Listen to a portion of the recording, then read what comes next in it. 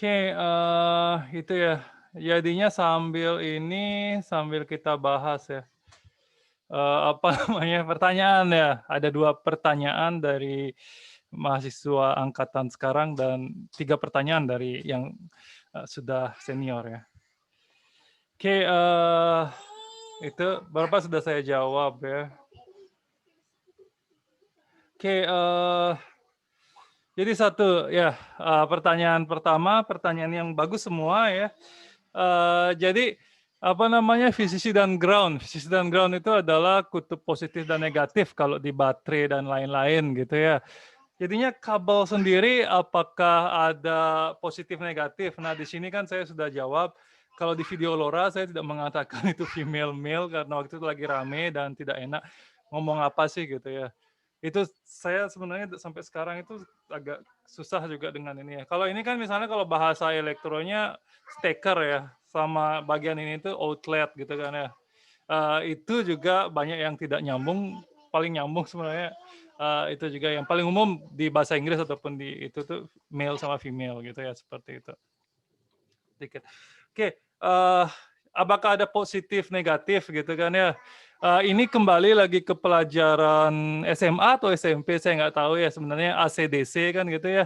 Kalau AC itu tidak ada positif negatif ya karena dia bolak-balik ya, bolak-balik thread. Tapi kalau misalnya, ini ya, apa namanya, DC dia ada positif negatif. Jadinya kan pernah kalian lihat ini ya yang bentuk lingkaran ya. Bentuk lingkaran kalau kalian lihat di buku petunjuknya misalnya adaptornya harus center negatif gitu ya atau center positif, seperti itu. Jadinya bagian tengahnya itu adalah, negatif gitu ya, bagian luarnya adalah positif atau sebaliknya gitu ya, sama seperti baterai.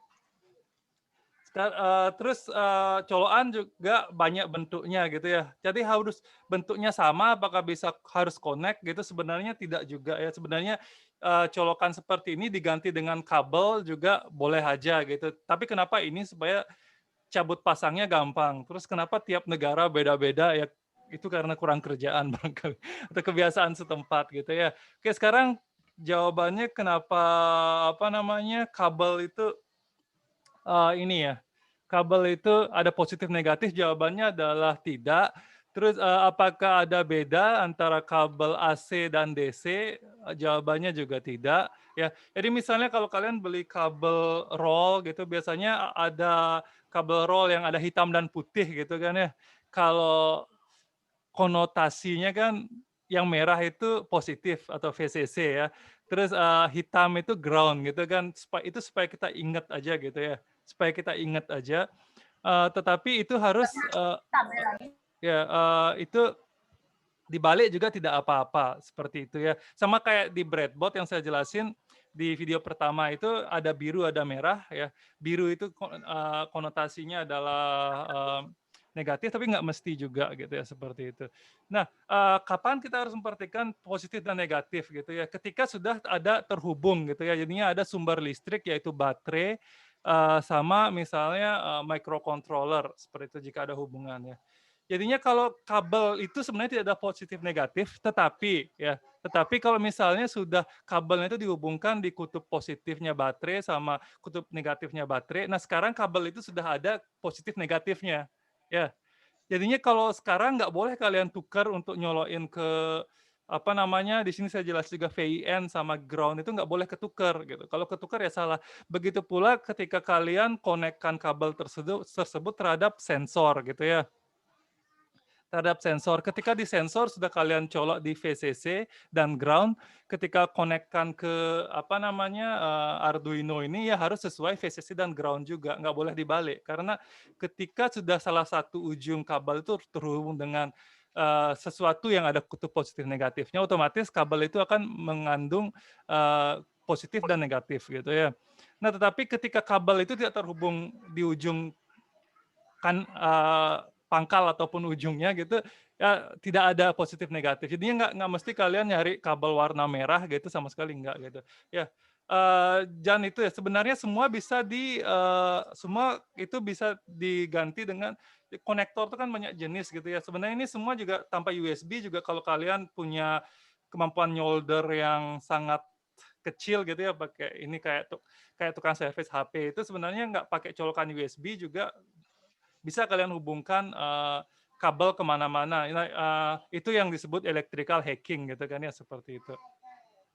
Nah, USB sendiri di pertemuan pertama saya udah jelasin, ini jadinya, kabel power plus kabel data gitu ya di sini. Jadinya USB maupun sampai Type C sekaligus itu colokannya, ini ya, 4, 2 kabel data RX-TX sama VCC dan ground gitu. Kalau Type C enaknya dibolak-balik tetap, ini ya, dianggap sama gitu ya, inovasi di ergonomisnya, seperti itu ya. Kecepatan transfer, kurang tahu juga ya, eee, buk jadinya saya sebenarnya, eee, ini ya, saya lupa terus setiap ketemu dosen elektro tuh nanya, sebenarnya kabel itu pengaruh nggak terhadap kecepatan transfer gitu kan. Jadi misalnya kan ini ya, ada yang jual kabel fast charging gitu ya. Kalau dari logika saya yang gini loh, apa namanya, yang membuat fast charging itu kan arusnya besar gitu ya, arusnya besar, tegangannya sama tapi arusnya besar.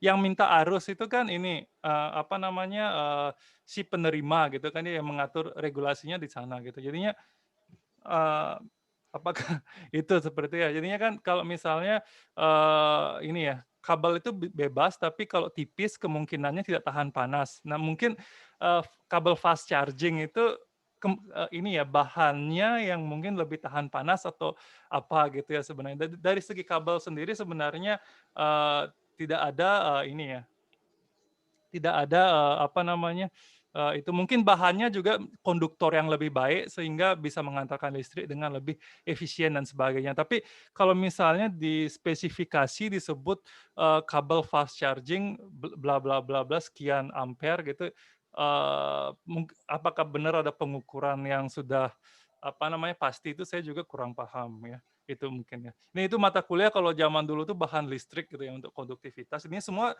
juga, cara kerja sensor itu sebenarnya basic-nya adalah mata kuliah bahan listrik tersebut ya, konduktivitas, apa namanya, listrik terhadap itunya yang dibaca sebagai input sensor yang memiliki, amplitudo gitu ya, seperti itu. Nah itu apa namanya, itu kalau misalnya diarahkan ke elektro seperti itu ya. Ini pertanyaan yang seperti ini saya bisa ini ya, jawab dengan apa namanya, jawab dengan panjang lebar gitu, saya kembangkan pertanyaannya. Ini di sini juga, ini ya, apa namanya, Arduino tuh 5 volt ya, 5 volt listriknya. Tapi gimana kalau Arduino ini pengen mengendalikan alat yang misalnya memerlukan tegangan atau daya yang tinggi ya. Kalau daya yang tinggi biasanya tegangannya tinggi, misalnya 12 volt ataupun, ini ya, 9 volt misalnya yang berhubungan dengan motor gitu ya, pompa gitu misalnya. Ya jangan Arduino-nya yang dikasih supply 12 volt tapi, sensornya gitu misalnya ya tetap 5 volt power-nya, tapi motornya itu dikasih sumber, ini ya, sumber energi yang terpisah ya, terpisah dan tidak diparalelkan dengan, Arduino kayak gitu ya, kalau dari segi rangkaian listriknya gitu ya. Seperti itu ya, jadinya di SMA harusnya dapat ya, tapi nah, itu lagi ya, jadinya, apa namanya, pelajaran wajib belajar 9 tahun itu terlalu abstrak ya, terlalu abstrak. Kita apa ya, ya itu, apa namanya, kita nggak kurang kurang banyak contoh cerita yang apa, contoh kasus atau soal cerita yang lebih usable di dunia nyata gitu ya, misalnya apa namanya, beli 12 semangka gitu ya, kapan itu kasusnya gitu, kecuali jadi maklar gitu kan misalnya gitu ya, seperti itu kan ini. Nah itu ininya ini ya. Terus, apakah bisa colokan sama colokan ya, steker sama steker dihubungkan? Bisa kalau misalnya dihubungkan 2 colokan terus dililit sama plester gitu bisa ya, nyambung. Yang penting ini tersentuh gitu sebenarnya. Tapi kenapa dibikin colokan supaya gampang dicabut pasang aja gitu ya. Seperti jadinya sebenarnya tidak ada keharusan gitu, jadinya kan banyak orang gini juga menggunakan garpu misalnya sebagai colokan, jangan ditiru ya. Itu biasanya di YouTube itu ini, apa namanya, YouTuber Electroboom gitu ya, sana tuh, ini ya, YouTuber tentang elektronika yang ini ya, apa namanya, membahayakan dirinya, tapi dengan ini juga ya dia dia tahu juga konsepnya, makanya dia berani bikin seperti itu, luar biasa itu ya. Cuma orang punya skill yang bisa seperti itu. Nah, oke, itu terus pertanyaan kedua ya, ini ya.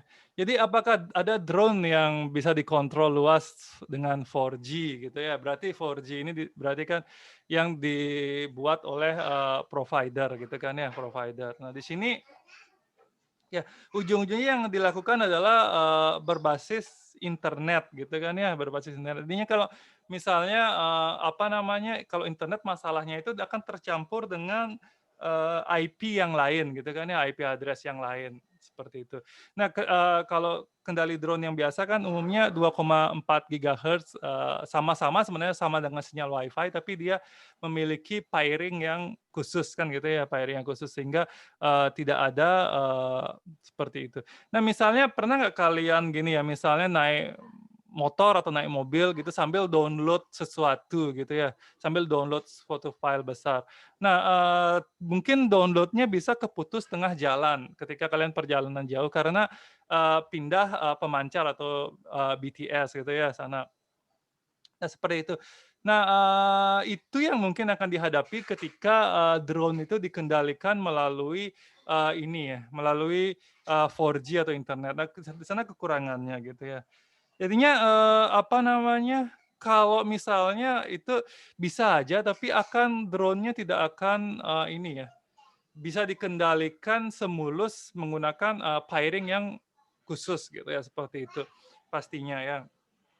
Apa namanya, kalau ini, solusinya mungkin kalau solusi lain itu ini ya, apa namanya, bisa dibuat pairing khususnya itu dengan ini ya, maksudnya apa namanya, repeater repeater gitu juga bisa ya. Tapi itu juga akan ada delay per repeater-nya gitu ya, seperti itu. Jadinya, jawabannya adalah bisa saja kalau misalnya ada, drone yang bisa dikendalikan melalui, internet dimodifikasi gitu kan ya, misalnya ya. Seperti itu. Nah, ini jadinya, apa namanya, sebenarnya, bisa nggak sih kita, terhubung internet ketika naik pesawat? Misalnya kalau laut kan memang tidak ada pemancar, jadi wajar nggak dapat. Tapi kalau misalnya kita terbang dari Surabaya ke Bandung gitu misalnya, ke Bandung, Surabaya gitu ya, apa namanya, itu naik pesawat gitu misalnya, apakah bisa kita connect ke 4G gitu ya? Ya jawabannya adalah tidak bisa gitu ya. Karena pesawat itu sangat cepat sehingga tidak sempat kita, masuk ke DHCP masing-masing pemancar sehingga kita nggak pernah dapat IP gitu ya sebenarnya seperti itu. Sana masalahnya gitu ya. Tapi kenapa tetap mengganggu operasi karena, ini ya, apa namanya, tetap ada request, jadinya ada gelombang yang menghalangi daripada, gelombang, untuk, ini ya, operasional pesawatnya seperti itu ya. Itu jadinya tetap tetap mengganggu walaupun sudah nggak bisa connect ke internet, terus mengganggu operasi pesawat. Jadinya nggak dapat internet, terus membahayakan, satu pesawat, satu penumpang, semua penumpang pesawat. Jadinya jangan pernah nyalain, paket ya di sana gitu ya, itu. Ya, tapi kayaknya 4G-nya nggak bermasalah, yang bermasalah itu ini ya, apa namanya, GSM untuk nelponnya itu karena itu frekuensi yang lebih rendah, karena komunikasi itu juga pakai frekuensi yang lebih rendah gitu ya. Saya di sini ngomong tanpa ini, pakai logika aja gitu ya, artinya nggak sempat sampai nyari referensi, tapi kurang lebih begitu. Kalau misalnya ini mau dijabarkan gitu ya, misalnya, ya harus googling yang banyak gitu kan ya, googling yang banyak di Google Scholar dan sebagainya gitu.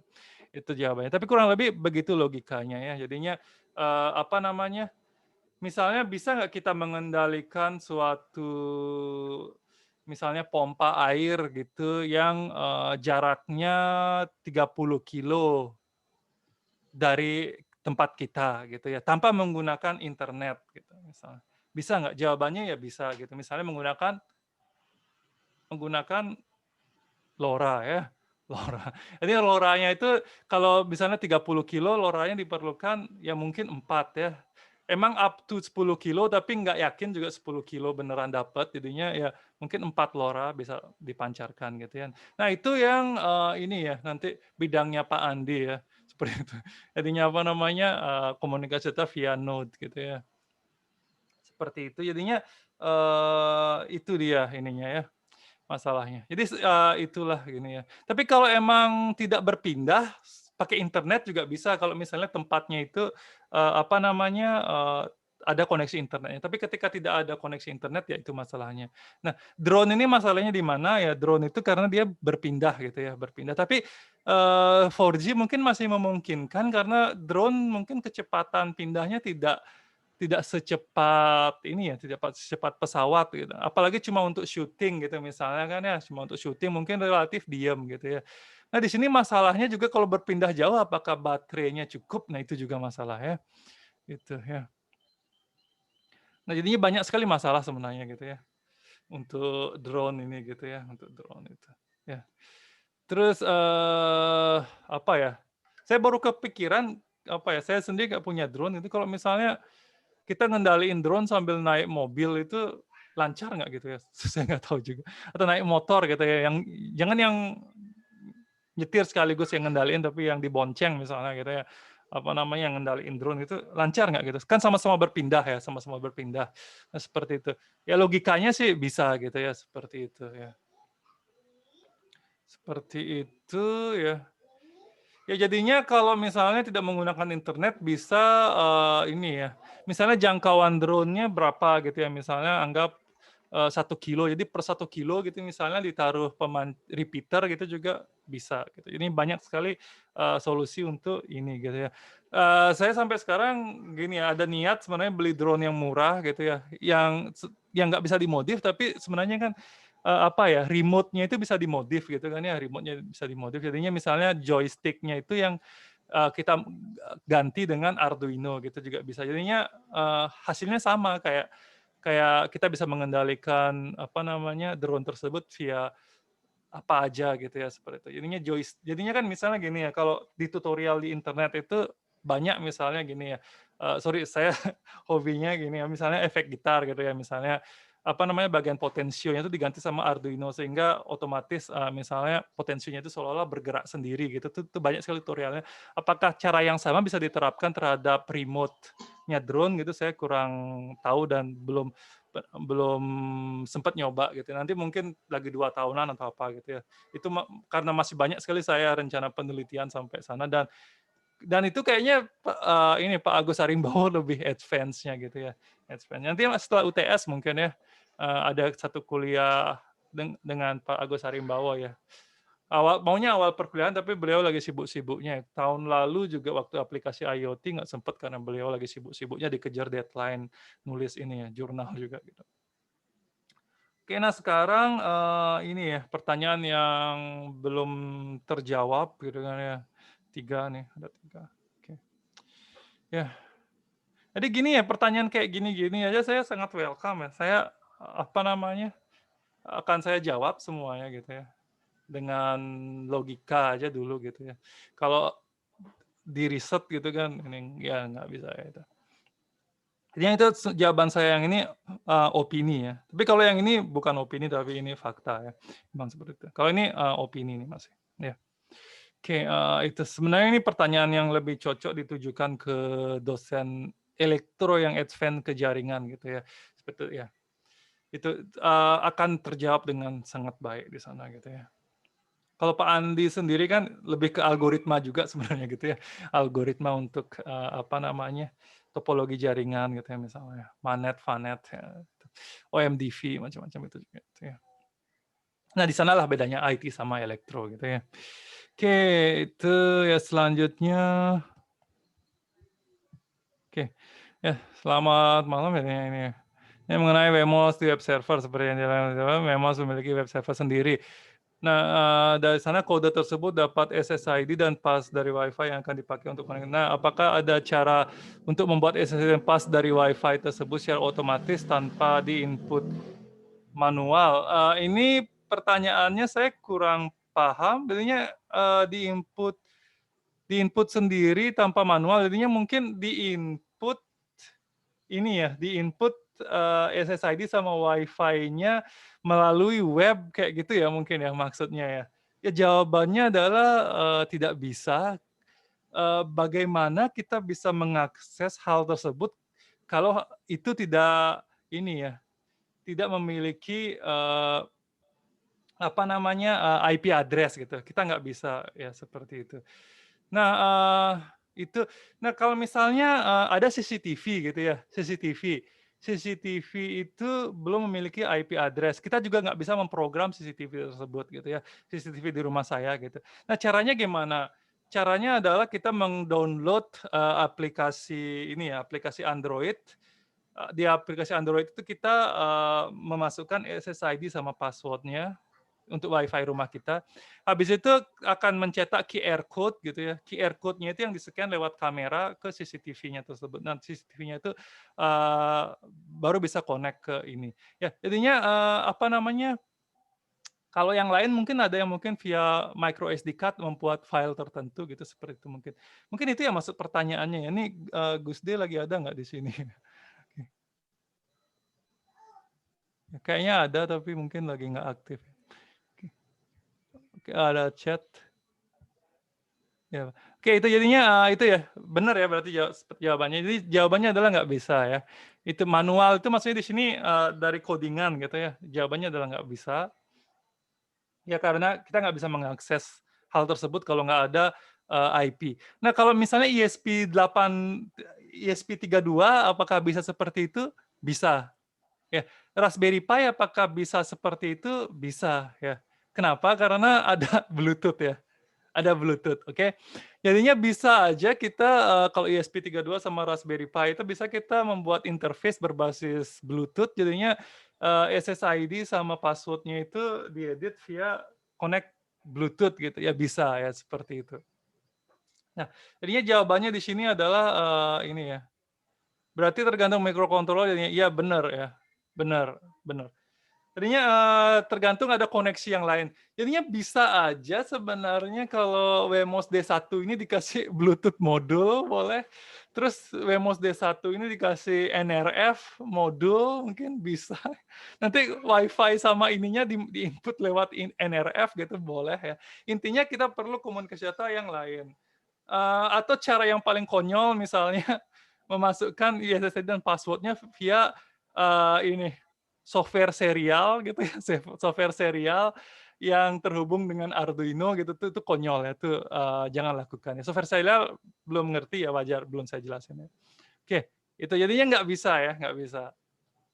Beda, kecuali Wemos-nya punya monitor ya, monitor dan input keyboard gitu mungkin bisa ya, seperti itu ya. Jadinya jawabannya adalah tidak bisa. Oke, itu pertanyaannya. Codingan Arduino C++, ya emang C++ dia, ya. Emang C++, bisa membaca file HTML. Nah, print seperti Echo milik PHP. Selain HTML, basis, adalah web. Bahasa apa saja yang bisa dibaca Uno ya. Java, Kotlin, bahkan Python bisa. Nah, apa namanya, ini ya, apa namanya, Echo milik PHP itu sebenarnya bukan PHP-nya yang dibaca sama Arduino ya, Arduino tetapi, apa yang tercetak di halaman web jadinya, apa namanya, Wemos-nya itu sendiri, adalah, ini ya, apa namanya, eee, dia tetap C++ ya, terus, apa namanya, kenapa dia bisa menampilkan HTML ya, karena HTML itu adalah, dokumen ya, dokumen bukan bahasa pemrograman, tidak di-compile ya, yang meng-compile adalah web browser ya. Jadinya, gini, misalnya, apa namanya, ada tulisan bla bla bla bla gitu ya. Jadi yang menerjemahkan adalah, web browser gitu ya. Jadi sebenarnya Wemos itu hanya menampilkan HTML aja. Nah terus, apa namanya, selain HTML apa aja yang bisa dibaca gitu ya. Jadi di sini, apa namanya, ada cara yang tidak populer yaitu misalnya firmware gitu ya, firmware. Jadinya gimana saya selalu lupa cara nulis Johnny Five gitu ya. Johnny Five, Arduino ya. Benar nggak tulisannya ya? Johnny Five ya, Johnny Five JavaScript robotik yang IoT platform. Nah, gini, Johnny Five ini apa gitu ya, saya sendiri belum dapat nyoba ya. Ini berbasis Node.js ya, Node.js, jadinya gini, eee, kan terbatas ya kemampuan ini ya. memorinya ini terbatas ya, 4 megabyte aja gitu kan ya. Oke, gimana kalau kita alatnya ini bisa diprogram langsung berulang-ulang lewat JavaScript gitu misalnya ya. Bisa gitu pakai Johnny Five ini ya, bisa. Apa namanya, caranya adalah, itu ya, diinstal dulu firmware ya, firmware Johnny Five di sini, dan syaratnya tapi kekurangannya adalah, Arduino tidak akan bisa berbuat apa-apa selama dia tidak terhubung dengan, komputer yang ada platform, Node.js, Johnny Five. Itu kekurangannya, tapi kelebihannya adalah, Arduino ini bisa diprogram, apa saja secara live lewat, Node.js gitu ya, seperti itu. Kalau misalnya dukungan bahasa pemrograman ya Raspberry Pi ya, dari C++, Ruby on Rails, banyak sekali lengkap di sana. Terus ada lagi kalau untuk ini ya, apa namanya, kalau untuk apa namanya, Python ada MicroPython ya, ada MicroPython, tapi Arduino tidak mendukung ini ya. MicroPython itu, ada khusus ya, ada khusus chipnya dan mahal ya, mahal harganya itu ya. ESP32 katanya support, tapi saya belum pernah nyoba ya, belum pernah nyoba. Kalau ini sama ya, kalau ini jauh lebih sederhana, ini semua kalau MicroPython itu cara kerjanya harus pakai microSD ya. MicroSD-nya semua perangkat yang ada microSD atau bisa juga di flash katanya gini, tapi yang umum adalah berbasis microSD ke sana ya. Itu alatnya ya. ESP32 katanya bisa, tapi bisa apa enggak nih? What the best source? Ini ESP32 sih ini ya. Itu ya. Terus ini ya, kalau yang MicroPython yang saya paling terjangkau rasanya itu Raspberry Pi ini ya. Raspberry Pi Pico ya. Itu. Ini yang paling terjangkau ya. Ini Raspberry Pi yang tidak ada operating systemnya, tetapi apa namanya? Ini. Oh ya, ini ya. Sorry, saya salah ya. Ini kalau MicroPython itu sifatnya device-nya itu harus berupa semacam flash disk ya, semacam flash disk. Jadinya MicroPython ini kerennya tidak perlu install apa namanya Arduino IDE gitu, nggak perlu. Tapi perangkatnya itu harus seperti kalau dicolok ke komputer dia jadinya apa namanya semacam ini ya, semacam flash disk. Nah caranya itu tinggal copy paste script MicroPython kita ke ini ya, ke flash disk tersebut gitu ya. Gitu aja caranya gitu. Ya, bisa dilihat di tutorial. Jadinya itu. Kalau yang paling terjangkau adalah Raspberry Pi Pico ini gitu ya. Kalau di sini kayaknya 100 lewat dikit gitu ya. Tetap lebih mahal dari ini, tapi enaknya bisa pakai bahasa Python gitu ya, sehingga bisa pakai tipe data string ya. Tidak ribet pakai char pointer ya, char tanda bintang itu nggak perlu pakai itu ya di sana ya, kelebihannya. Jadi banyak tipe data terutama yang ini ya. Terus juga tapi sama seperti apa namanya, tidak sama dengan ini jadinya apakah bisa kalau Python diinstal apa namanya, scikit-learn langsung di sini ya nggak bisa gitu ya, beda Python-nya ya, terbatas kemampuannya. Itu ya barangkali ya. Pertanyaan terakhir, ini ada chat-nya. Ya, itu nganggap HTML ya, bukan bukan dokumen, tapi itu hanya tulisan ya. HTML itu hanya tulisan ya, hanya tulisan. Kalau HTML dibuka di text editor ya HTML-nya langsung keluar, tapi di web browser dibacanya itu gitu ya. Nah, gini, ini penting. Ini nyambung ke jawaban yang ini ya. Terus apakah kalau misalnya ini ya, kan Wemos ini bisa jadi web client juga gitu ya, web client. Apakah HTML akan dibaca gitu? Jawabannya adalah tidak gitu. Jadinya ketika apa namanya, kita membaca sesuatu dari web server yang di apa namanya, yang di laptop gitu misalnya, ya jangan dikasih HTML ya. Cetaknya misalnya hidupkan, matikan seperti contoh video itu, ya plain ya, jangan ada tanda bold, jangan ada tanda strong, ada div apalagi gitu, jangan. Tapi plain aja gitu ya. Seperti itu. Ya, echo-nya dibaca ya karena itu ini ya, apa namanya, itu bukan sebagai HTML tapi sebagai teks biasa. Karena PHP itu berjalan berdasarkan Apache, tapi sebenarnya tidak wajib menggunakan HTML gitu ya misalnya ya. Boleh juga PHP itu mencetak JSON itu kan boleh ya seperti itu. Jadinya jadinya PHP equal, HTML itu juga tidak benar ya, tidak selalu. PHP bisa jadi CSV, PHP bisa jadi XML, bisa jadi PDF juga, jangan salah ya. PDF juga bisa dikembangkan, menggunakan, PHP. Filenya PHP, tapi tiap file PHP itu diakses, yang keluar adalah PDF, bisa gitu.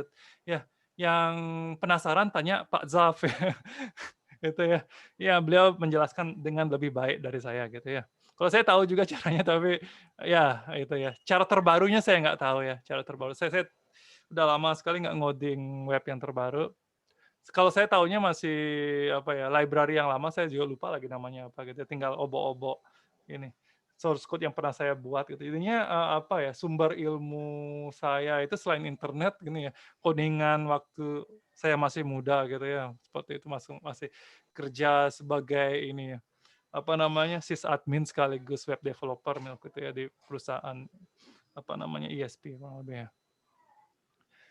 Oke, nah di sini yang terakhir ini sebenarnya simpel tentang HTTP GET pada IoT. Nah ini yang fungsinya mengambil data yang bisa digunakan. Jadi ini dua arah ya, dua arah. HTTP GET itu dua arah. GET-nya ini sendiri, adalah pengiriman data dari Wemos ke ini ya, ke file ke HTML-nya gitu ya. Jadi get atau post itu bukan milik PHP juga, tapi itu milik HTML. Jadi get sama post itu bisa dibaca oleh JavaScript juga gitu ya, seperti itu. Sangat teknisnya. Sehingga di sini website entah seperti Integer. Nah, di sana kalau PHP sendiri kan kelebihannya adalah di PHP JavaScript sendiri kan kelebihannya dia tidak mengenal tipe data gitu ya. Jadinya, kalau misalnya mau dibaca sebagai angka ya tinggal diformat gitu kan ya, misalnya dijadikan integer dulu gitu kan misalnya ya. Itu ada fungsi bawaan PHP ataupun JavaScript-nya. Nah, biasanya itu HTTP biasanya digunakan untuk mengambil ID, dia bisa tinggal dicetak aja gitu ya. Jadinya, apa namanya, ketika ini mengambil ID, di sini saya terjemahkan yang mengambil ID adalah laptopnya, bukan yang mengambil ID adalah, Wemos-nya ya.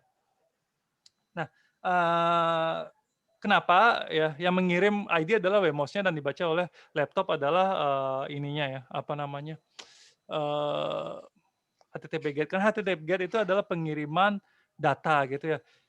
Apa itu HTTP GET? Ini HTTP GET nih ya, nih. Dan tanda tanya key sama dengan Johnny plus 5 I don't know, N gitu ya. Itu adalah HTTP GET gitu ya, mengirimkan. Nanti dibaca sebagai GET ini gitu ya. Terus, yang dibaca oleh Wemos itu apa? Ya ini semua yang tercetak di sini ya, ini. Oke, saya ini klik kanan, udah, view page source ya. Nanti yang dibaca sama Wemos yang mana? Ya semua ini gitu ya, ini Google nih pelit sekali ya. Bukan, sorry, saya memfitnah Google, saya menggunakan DuckDuckGo ya. Oke, ini yang dibaca adalah satu baris ini ya, satu baris ini. Semua sampai habis, ya sampai habis, sampai scroll sampai capek. Semua itu yang akan dibaca ya. Akan diparsing HTML-nya? Enggak diparsing, jadinya jangan tulis HTML di sana ya, wasting time ya. Nah, itu yang dibaca, itu cara komunikasi data, antara jadinya Wemos membaca dari apapun yang tercetak di halaman HTML tersebut ya. Halaman PHP otomatis mencetak HTML. Halaman teks atau plain text gitu ya. Sebenarnya semua teks yang tercetak di halaman yang diakses tersebut. Terus, apakah HTTP GET itu hanya bisa dilakukan di file yang, apa namanya, PHP? Ya, iya gitu ya, jawabannya adalah iya. Apakah bisa? Itu jawabannya sama dengan, apakah bisa file .txt mengoperasikan PHP? Jawabannya sebenarnya bisa, tapi harus konfigurasi HTTPD-nya dan itu kurang kerjaan gitu ya, akan memberatkan Apache. Jadinya, emang sebaiknya harus .php semua gitu ya, supaya, apa namanya, tidak ada banyak exception juga di pemrosesan Apache, HTTPD-nya gitu, seperti itu. Ya, dan di sini, nah itu yang saya jelaskan sebagai token gitu ya, token. Nah, apa namanya, kenapa sih, ini, apa namanya, ketika kita apa namanya, link Zoom itu banyak sekali karakter-karakter nggak jelasnya gitu.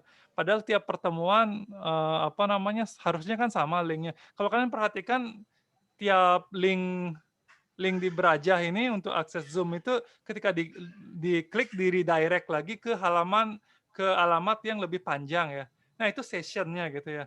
Jadi ini sama ya, bisa kita, dari web server itu membuat session gitu ya, session kesepakatan misalnya di MD5-kan gitu misalnya ya, di MD5 dan dikasih data khusus misalnya salt gitu ya, salt jadinya misalnya, password plus dengan tanggal sekarang gitu misalnya dan sebagainya untuk security ya. Itu basic ya, basic banget gitu ya, basic banget itu. Harusnya kalau ada kolom password di MySQL dan sebagainya, kalau tidak ada MD5 itu sebenarnya nggak usah dikasih tahu sama pembimbing gitu ya, yang gitu-gitu. Itu pengetahuan umum yang harusnya, di mata kuliah database sudah tertanam gitu ya, seperti itu.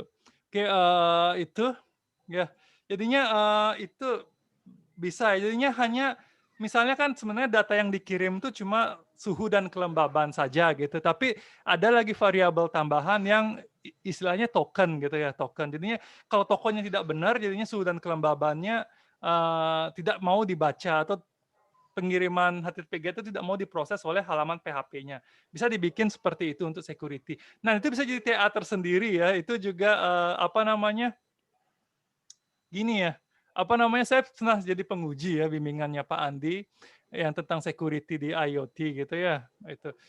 Saya penguji waktu itu tapi justru, membela membela, apa namanya, yang saya uji gitu. Kenapa? Ya karena selain ada hubungannya dengan IoT, terus juga ini, pertanyaan dari, apa namanya, yang lain itu, ini ya, untuk apa suhu dan kelembaban diamankan gitu misalnya.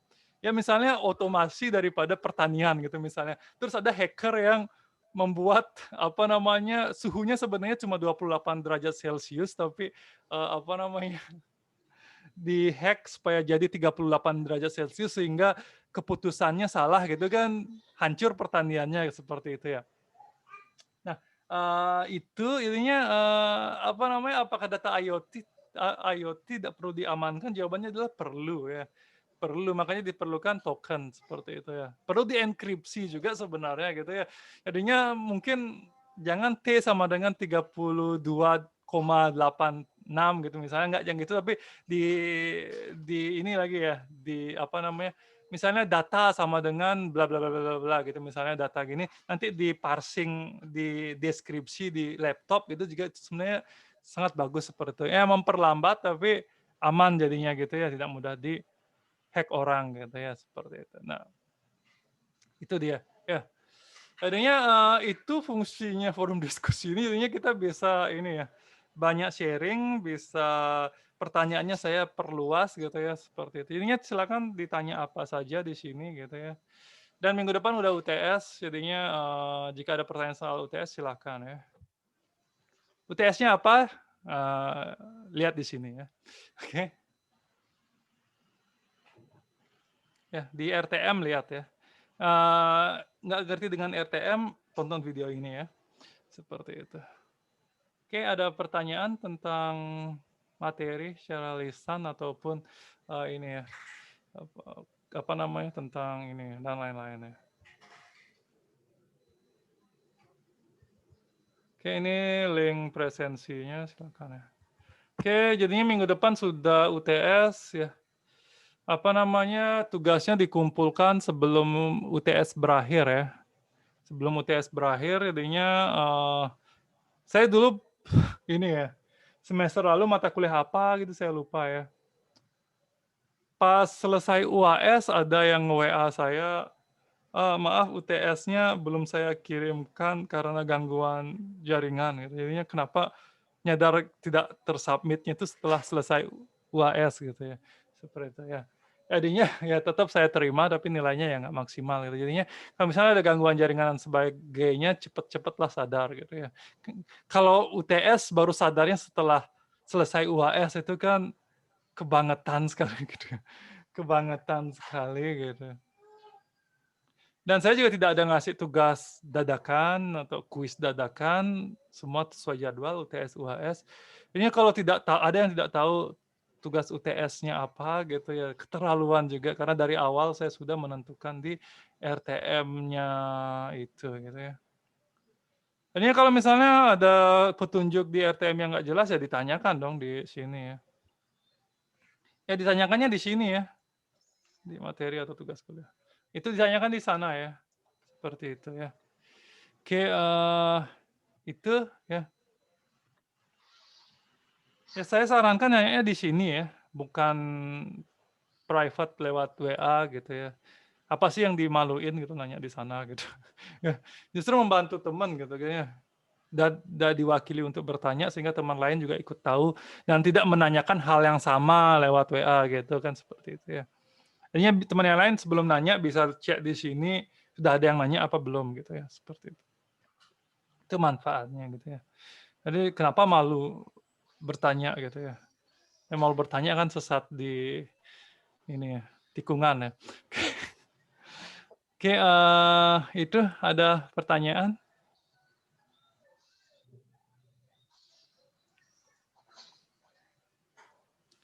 Oke.